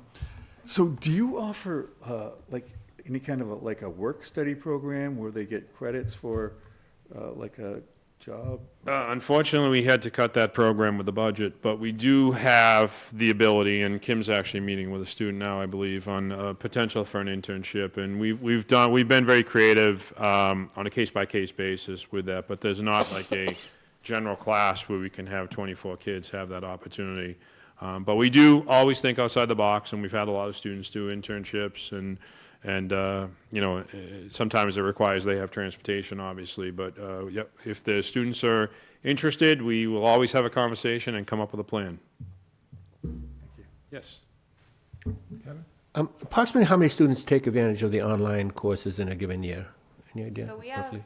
an enrollment for this semester, the fall semester, around 50 or so sections. So there are a few students, I would say, that maybe are taking 2 at the same time. Okay. I think at the end of the year, it's close to 90 students total. That's a big number. It's a very big number. Percentage-wise, it's a big. Exactly. It's mostly upperclassmen, as you can expect, because they exhaust a lot of the electives during their 9th and 10th grade year, and then all of a sudden I've got period 6 off. I need a business course. Potentially the business courses may be offered, it may not be, and if it's offered, it may be one they've already taken. So it just creates, like I said earlier, it creates a lot of flexibility. And in the Ideas to Ink course, is there any possibility of like stuff being created and sold like in the school store, or is it just individual creations? Yes, that's already happening, actually. Oh, great. So it's actually, we're using it in conjunction with Lisa Cunha and the marketing class. So the students, she has one student who's actually interning in her fashion marketing class and printing shirts for the school store. And So- you did something for the JROTC as well, I believe, right? She may have, I'm not sure. And then we have the basketball tournament coming up, the student staff, the student council, I believe, is looking to print shirts for that, using Nice. that machine. So, Okay. yeah. And Mr. Murray, do you think you can get students excited about a decade 60 years ago? Which is hard to believe. If I were in high school, that course would be the Jazz Age and World War I. And how many would you have to run that course, do you think? I think we shoot for somewhere in the teens to run it, right? So, High teens. yeah, well, it's, I'm hoping. I got my fingers Make them all crossed. watch Forrest Gump. They'll all want to listen to the music. That's like the best intro. All right, thank you. I'm good.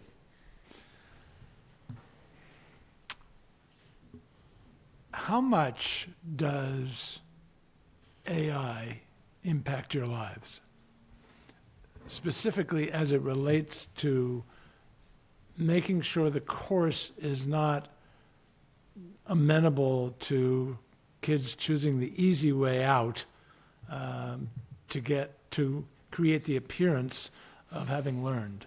We have a site-based management group that meets once a month, and Amy's in on it, so I might turn this over to Amy. We also have a posting, I believe, as well, for an AI committee to kind of come up with some parameters, because it is having an impact, but I don't want to steal your thunder, Amy. I don't have any thunder. No thunder. I'll keep going then, but yeah, it is something that we're dealing with. It is something that we have to get in front of. And You think you're successfully dealing with it? I didn't say that. I know you didn't. I said we're dealing with it. It's it's something that kids have access to, are utilizing, and I think it's our job. And I know through the committee, I'm really excited to see what comes of it, to show students how to use AI appropriately, and not to use it so they get in trouble with plagiarizing. And that's a tall task, and I can assure you we're not the only school dealing with that, but it's something that's out there, and we're trying to, I don't want to say get in front of it, although I think I did say that. We're just trying to get up to speed and get to a point where we can coach the students up, because this is going to be something that's going to be in their life. How many times have you had to discipline a student for plagiarism in the first semester? I'd have to, not a lot. Not a lot. No, not a lot. I could count it on one hand and would need all 5 fingers. Not a lot. All right. That, again, that doesn't An mean, AI question. that doesn't mean it's, it's still a concern. I understand. Okay. I don't want That to could be I don't want to soft shoe that. That could be the tip of the iceberg. Correct. Yeah.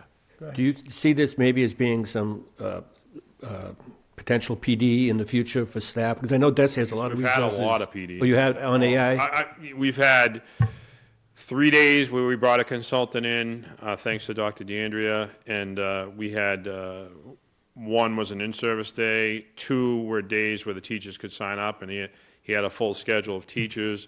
And then this year, we did a full day for PD with him, with, I believe the middle school was there, right, Sarah, as well?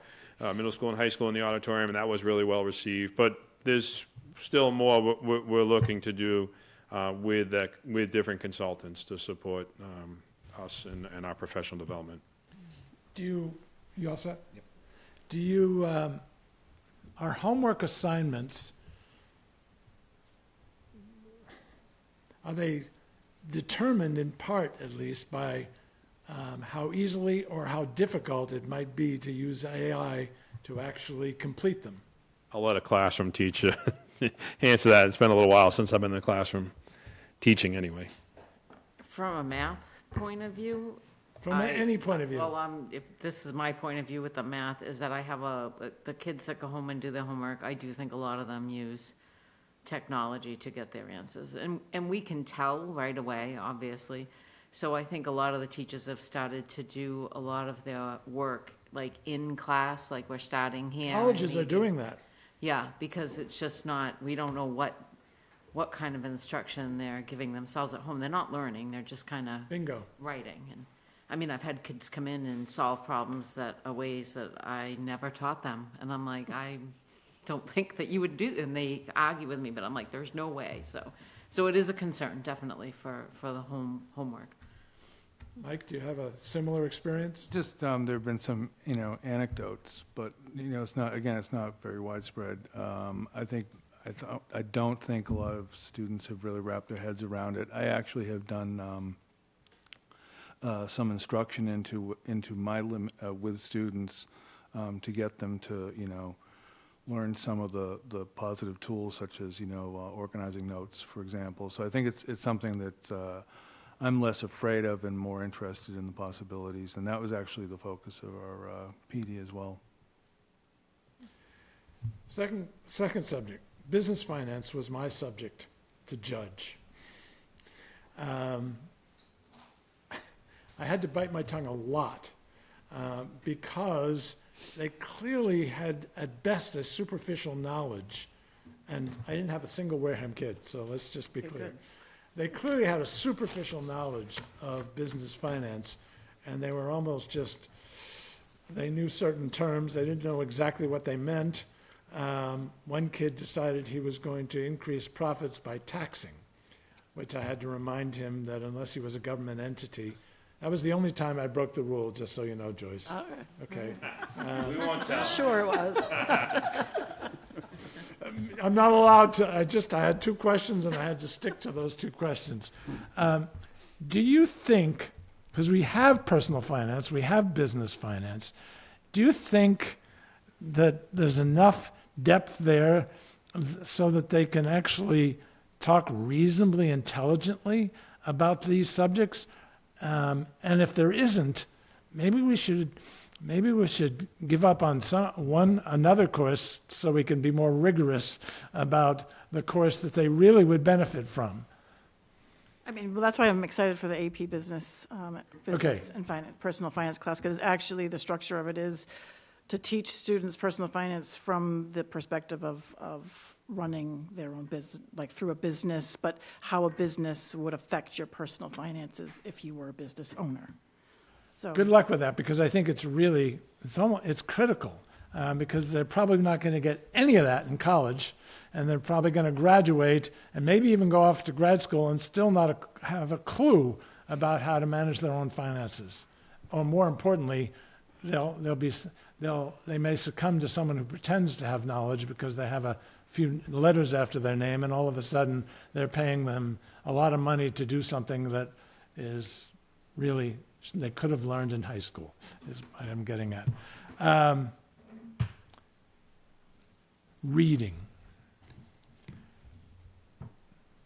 I saw the statistics about reading in at least the U.S. population is extraordinary. Like almost half the population didn't read a single book, in 2025, and colleges don't pretend that they can assign a book to be read because it doesn't get read.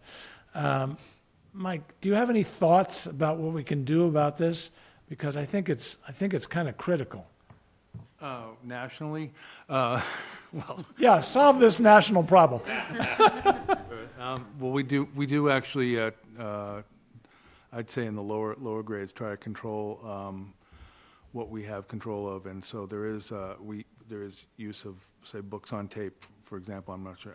It's definitely not on tape, by the way. I understood. Stuff like that where students are in front of it, but not just reading to them, but also you have to take that into account that maybe there isn't as much reading going on at home. So No. we try to control what we can control. I would love to think we could teach a love of language. That's why I love the Poetry Club, for example, because it's another way to get them to think about the use of language to communicate. And of course, their vocabularies are greatly enhanced by reading, which is another thing that I discover. Anyway, I think you'll always have students that will either gravitate towards reading or gravitate towards science and math. Like, there's not going to be an overall encompassing of reading for people whose brains are more analytical, where reading to them is, because that's how it was for me.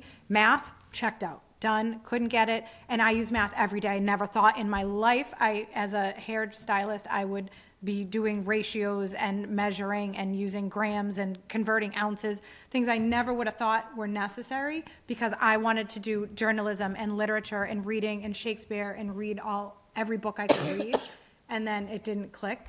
So I think it's more likely that in the instant access to everything digitally and audiobooks, and if their parents are listening to an audiobook in a car, that kid's not going to go home and pick up a book to read. They're going to listen to it digitally. yeah, I don't care how they read the word, whether it's on a screen or in a physical book. I just want them to read. So Jeff, so we heard Sarah Russo tell us that at the middle school they're reading novels, right? By the way, Sarah, let me know. I want to audit that class. So is that, they're reading Novels novels English, at the I can high assure school? you. Right, They are right. reading novels. That's a given, Yeah. right? Yeah? My favorite class was And what's interesting individualized too is popular if you reading. come in the cafeteria, there are a large group of kids that read during lunch. Mm-hmm. It's not like extinct. There's kids that enjoy reading. And to do science, you need to read. Finally, class size. I really appreciated Emily's candor about class. I think our numbers may have been a little off. I'll have to double check those. Okay, fine. But if we were a business, Yes. and I am thankful we're not, but if we were a business, we would simply not do things that were, quote, unproductive. We would say there's a minimum level of participation to make that experience at least break even. Right. And yet what I'm hearing is that, assuming her numbers are anything close to accurate, that we're creating a small college atmosphere for kids like Emily. And I'm not sure even though they're talking about updating Chapter 70, I'm not sure we can afford it. And yet the idea of saying to you or saying to a superintendent, minimum class size is X, okay? And anything less than that, don't schedule. That seems that seems like a too rigid kind of policy for a school committee to have. But in the end, can we afford what Emily is describing? Well, I think you've got to, if you want to keep the best and the brightest in town, you've got to run the advanced placement courses. We've already cut the IB program. And you need to have classes like that to keep kids like Emily here. Because trust me, there's a push, and I'm sure there was a push on her to go somewhere else. And she chose to stay here because of the advanced placement courses we offer, because of the Bridgewater State. Those are the killers. AP are the small ones. AP and special ed are the small classes. That's correct. Special ed is special ed. I understand, but we do it on one end and we like to do it on the other as well. But you've got to offer the advanced courses, and that does kind of shrink the pool as far as the prospective group that's going to be interested in the class. Do kids not take AP because they think they're too tough? We have probably one of the highest percentage of students, high school students, that take AP courses in the area. looking at it based on our, total enrollment, our kids are not afraid to take it, especially in areas that they feel they're strong in. So maybe it's the humanities, or maybe it's the STEM AP courses. Our kids are, they're encouraged to do it. We, as you know, many years ago, got rid of the prerequisites to push more kids to have that opportunity, because even if they, they get a C+, it's a weighted grade, they get additional weights added to that. Right. The studies show, and a student just taking one AP course is X% more successful in college because they've had that exposure. So it's important for our students to have that opportunity, even if it's just one AP course, just having that opportunity and having that confidence that you can pass a college level course while you're still in the high school. And, we have kids that, I think of one kid who just sent me a note, and he's already, he took AP courses at Wareham. He's got a whole year covered because of his AP scores. That's a big deal. Final question, and you raised it with your response. The alignment with college freshman classes and the tests I forget what it's called, but the tests they have to take when they're... Like the Accuplacer? Yes, thank you. That, a number of years ago, was a big problem. Sure. What high schools, not just Wareham, but high schools in general. Right. Kids having to take remedial classes. Right, exactly. Remedial classes for no credit, but it costs money, which is the worst possible thing. Right. Has that situation improved over the last 5 years? Well, I think Kim can give her anecdotal experience from the BSU kids, because they have to take the exam to get into to take the courses in the program. They do. I will say BSU has moved further away from those exams over the course of the time that I've been working with it. So, for example, with the reading or English, they no longer require students to submit a placement, and that is due to their push to make the college level courses accessible to all. And so you heard about the removal of the prerequisites that we had. It sounds like they're dumbing down. I don't know that, the teachers are not necessarily changing their syllabi. I'm talking about BSU dumbing down, not us. No, I've seen, like, for example, the writing rhetorically syllabus. They're not necessarily changing the syllabus. They're just removing a barrier, something that they identified was a barrier to entry. I will say, though, with the prerequisites, removing that, even College Board is moving. There's a huge push on their end now that we're seeing to continue to make these courses accessible to all. So we're looking at 167 enrollments in our AP courses this year, which then is, only going to continue to grow if you consider AP Business and the excellent feeder. No, I love the we AP have there. Business. And the AP Pre-Calc is taught in a way that it's supposed to be that any student could take an AP Pre-Calculus class and be successful. That's directly from College Board. That's not just a mantra from Wareham that we believe. Of course we do, but. Okay, are we good, everybody? You talk about class size. So at our last time we met, or the last time the principals were here, I had asked that the next time we have a principals report, that it include a class size report. I recall you saying that, yes. So maybe we could shoot for that the next time we have a principals report. Jamie, thank you. I see you're making a note of that. Motion to vote? Yes, we do need a vote to approve this. Motion to approve. We have a motion to approve. We have a second. Any further discussion? All those in favor? Aye. Aye. All those opposed? Abstain? 500. Thank you very much. Thank you. Appreciate Thank it. you all. Thank you for being here tonight. Yes.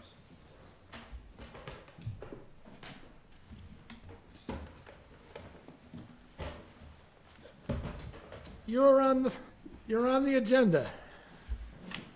All right. So I'd like to begin with you have a copy of the superintendent's newsletter. Excuse me. And I ask that you vote to approve the bill and payroll warrants. So moved. Second? I have a motion and a second. Any discussion? All those in approval? Aye. Aye. Abstain, excuse me, against and abstain? 500. I'm sorry, Just abstain. abstaining, 401. Thank you. I have a couple of donations that I'd like to ask you to approve. The first is we have the Cape Cod 5 educational mini grants that our teachers receive every year.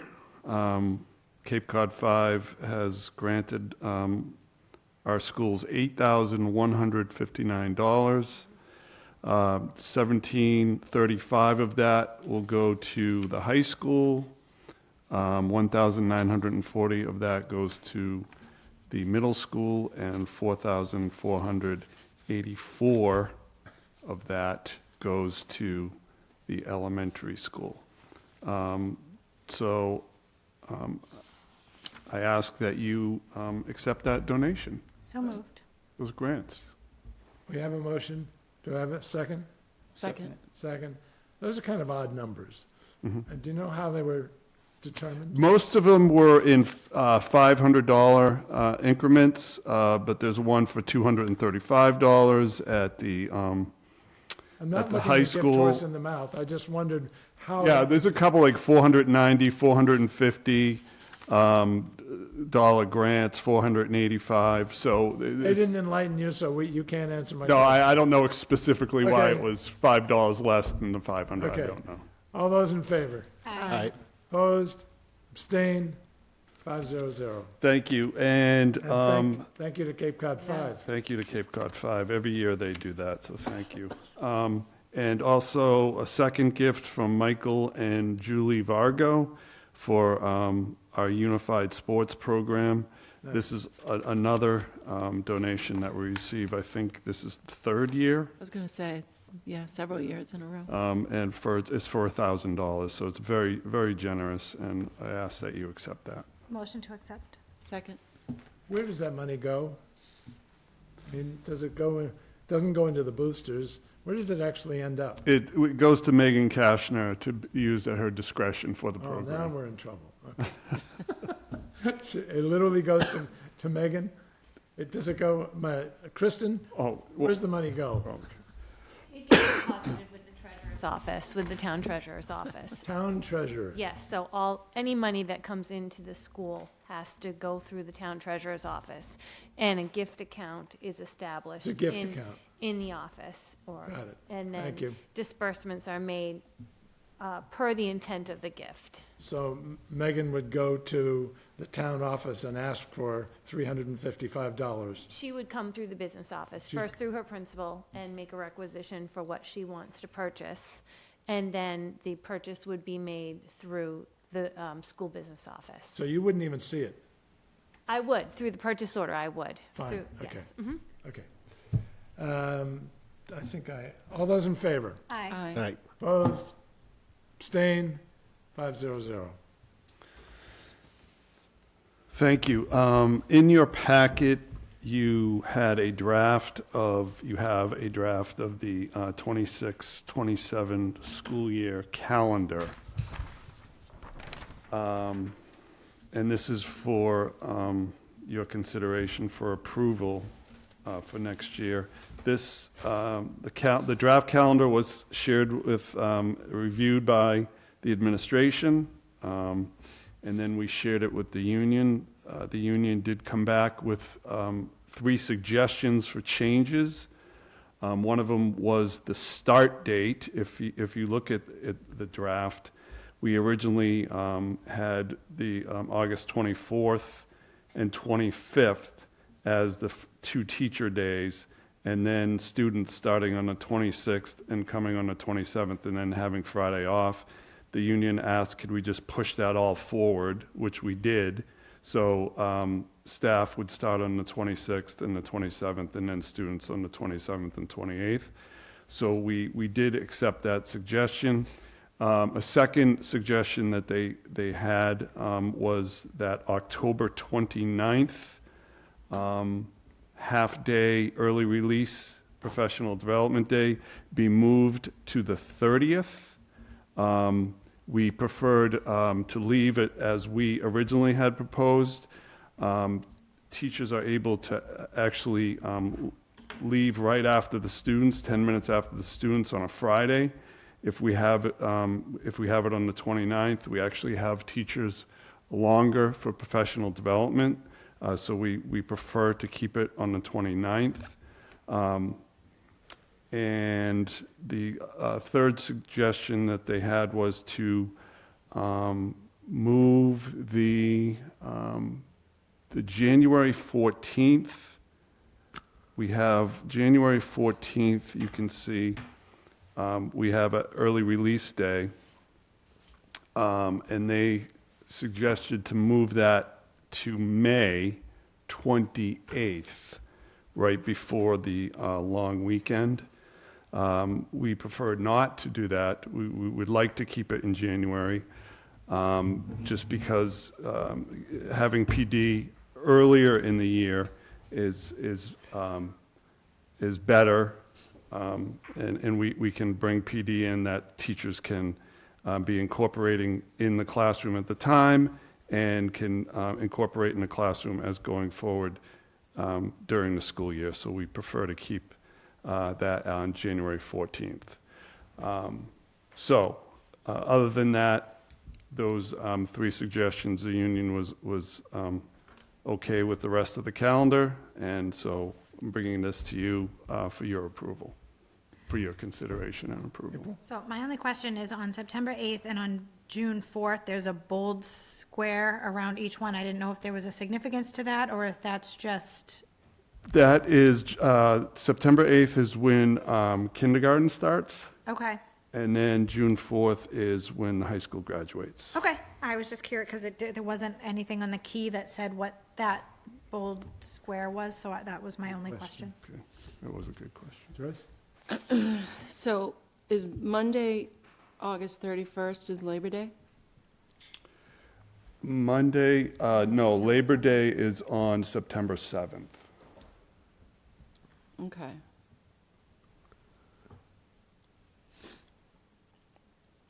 You good, Joyce? Oh, okay, so there's no school on the 4th? That's correct. Okay. Nope, I'm good. Kevin? Just a quick question. When you have a half day, I'll ask maybe Sarah this. When you have a half day, what time do you get dismissed from the middle school? Right around 10:55 That's okay. Is it 10:05? Is that the same as the high school? 10 minutes later. 10. And they get in at what time? 7:30? 7:45 they drop off. So how's that a half day? 6 hours, 3 hours. It's like a third of a day. I know. I just wondered, that seems very short to me. Does anyone else feel that way or no? That time frame has Well, no, been, 'cause for high half school- days, it's been School the doesn't same. start at the high school. Oh, I believe it, but so what? So it's like 2.5 hours. I think we all kind of just inherited that time frame. It just seems like that's limited time on learning. And Unit A contract. Those 3 purple days are in the Unit A contract to be a half-day. That's the day before Thanksgiving, the day before the holiday break, and the last day of school. They're contractual. No, I get that, but is the time, does it say in the contract that they have to be out at 10 o'clock? No, Right. does not. I would just, at some point, I'm just saying we have to decide that tonight, but it does seem like a very shortened day. And it's probably the lowest attendance days too, because Yeah. to Kevin's point, and I'll be glad to tell you privately why I was, but 2 students wanted to meet with me and on a half day, and they said, oh, we can meet you at, this happened to be the Cranberry Cottage, at 10:30. How could they possibly get to Cranberry Cottage by 10:30 on a half day? Be tight. That'd be tight. Well, they did, You must have just got there at 10:30. well, they but drive you them said it was 10 minutes difference. After the middle school. Yeah, and the middle school was 10:55? No, 10, it's 10. 10:05. 05. Ah, okay. But I agree with Kevin, those are really short half-days, and if it's not stipulated in the contract, maybe it's time to make them really half-days. Do you have a thought? I do. So Please. as has been said, that's the way it's been for many, many years, and as Kevin said, it doesn't have to stay that way, but, so a 7:30 start, 8:30, 9:30, 10. So a typical day is 6 hours, correct? Roughly, yeah. So if you're gonna, a half a day would be what time? 3 hours, so So it'd like be- 10:30 or 10:30, 10:45. Right, so, yeah, I think we could move that. I think it is, so to answer your question, yes, I think it is very early. It is a quick release. Yeah, not something we want to start second semester, but it's worth thinking about. I agree with you. Okay. But the calendar itself does not reference the length. Right. So we don't have to not approve it because of that. Right, exactly. All Motion right. to approve. So what is the logic of making, I understand Labor Day is a day off on the 7th of September. Why is the 4th a day off? It's in the contract, isn't it? And traffic. I do not believe it's in the contract, no. I think It's it just initially past started practice. because of the traffic for the Cape weekends, It's because of past, the buses. it's definitely past practice. Yeah, it's I definitely past realize practice. it's the same number of days. That is done in, not that this matters, it's done that way in many districts. Really? Yeah. It is. Mostly here in the I Cape. mean, 180 is still 180, so Right. it doesn't really matter that much. I was just curious about the logic. And the other one, and I feel like I've been fighting this for about 2 decades, and I think some people, I will change it, and. thank you. I know what you, but I put it that way so the union would know why it was blocked off, because that's a floating day. Easter floats in every year, so I wanted them to know the why. So let's just, you know what I'm going to say, so I won't bother saying it. Thank you. Okay. I think this probably is a vote. Motion Yes. to approve. This is telepathy, yes. She does it to Matt, so she does it to me, you know. Do we have any other questions on the calendar, or are we ready for a motion? I already made the motion, twice. Twice. No one heard me. Okay, we have a motion twice and a second. Any further questions on the calendar? We good? All those in favor? Aye. Aye. Opposed? Abstain? Okay, 500. Let's see. The last item on the agenda, unless somebody has anything they want to add, is substitute pay discussion. Yes, and coming your way right now is some information I that think I've seen this. you have seen it, that I'll speak to as soon as you all have it. I think we're good. Okay, so this agenda originated from a question that Joyce had asked me. Joyce wanted to make sure that our substitutes were at least being paid $15 an hour, meeting the minimum wage in Massachusetts. After several attempts, I was able to determine that, yes, they are making at least $15 an hour. But in the course of doing all this research, I did create a survey that I sent out to several districts, and that the results of it are in front of you right now.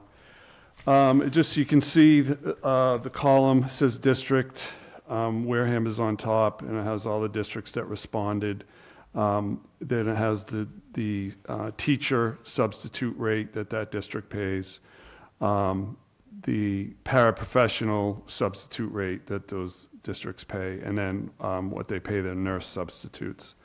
So this is for you to review when you get a chance. I'm not going to ask you to do anything tonight, but I want to look at this and make sure that we are competitive, and just a quick look at it. I think we can probably raise it a little bit to get competitive with our neighboring districts. But I'm going to review this. I'm going to work with Kristen a little bit to get kind of numbers of what would make sense if we're going to make an increase to our substitute rates, what the impact will be on the budget. This would be something that I would bring to you to consider for next year. In May is when we traditionally bring you the rates that we pay for things like substitutes and hourly rates and things of that nature. So at that time, I'll bring you some more information and a proposal for a possible increase to our substitute rates. But I wanted to give you this information. If I get any more, I will share it with you. And that's all I wanted to speak about that tonight. Questions?